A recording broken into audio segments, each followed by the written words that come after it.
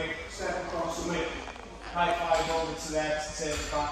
This week we're going to look at the duck under.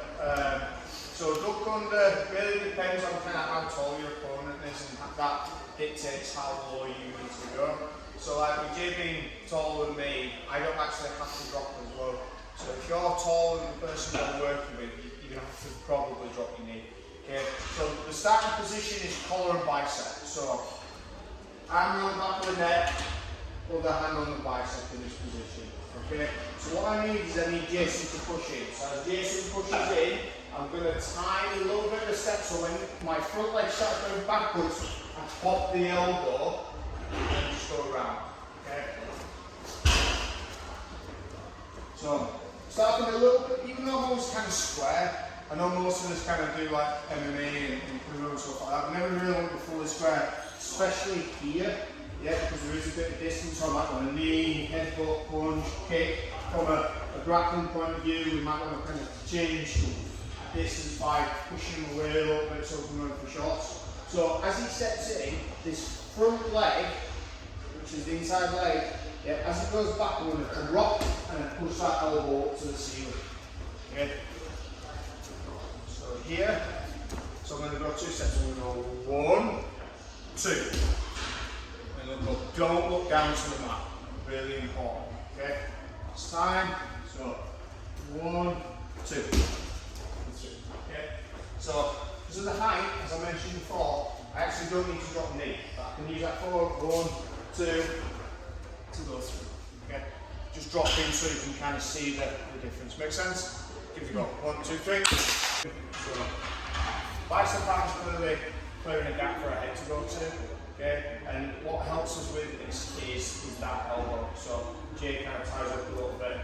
It's the elbow flicking up that's doing all the work, not lifting with your hand. Okay, so if you kind of think of it like a track elbow, maybe like all over there, that's what's going to give you the gap. I'm not really talking about this too much, but the second thing I want to do is I want to kind of put momentum in when I'm going to start going for the duck under. So as he starts driving me into this position, I'm going to tilt a little bit, which helps bring this elbow up, but also takes him off balance.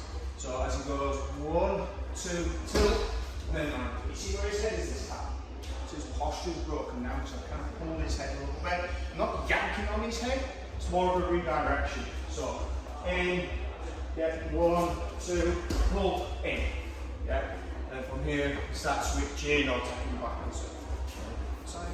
So collar and bicep, in, 1, 2, elbow nice and high, and then that control that.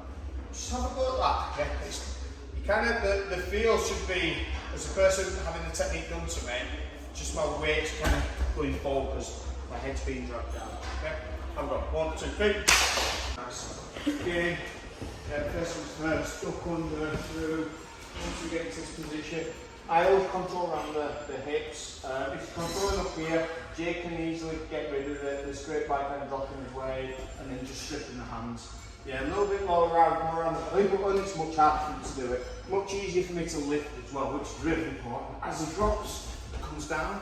Yeah, I'm going straight into my seatbelt position, but what's really important is my head is in line with Jason. Okay, so as I drop, I want my head in line with Jason. A few of us at the moment are kind of here, where our head's above, which is going to be much harder, yeah, to keep control, because he's already clearing my hooks. So it's much easier for him to clear my hooks if his head's over me, whereas if our heads are aligned, my hooks are a lot harder to get rid of. So it's this position that we're looking at, where our head's like an album cover, yeah, in here. So to try and make that adjustment, so it might mean you have to squat a little bit more. If you're really struggling, what might be happening is you're pulling back. So just sit down for a go. So you get into here, and then what you're doing is you're bringing your weight backwards. So you see how he ends up lower straight away.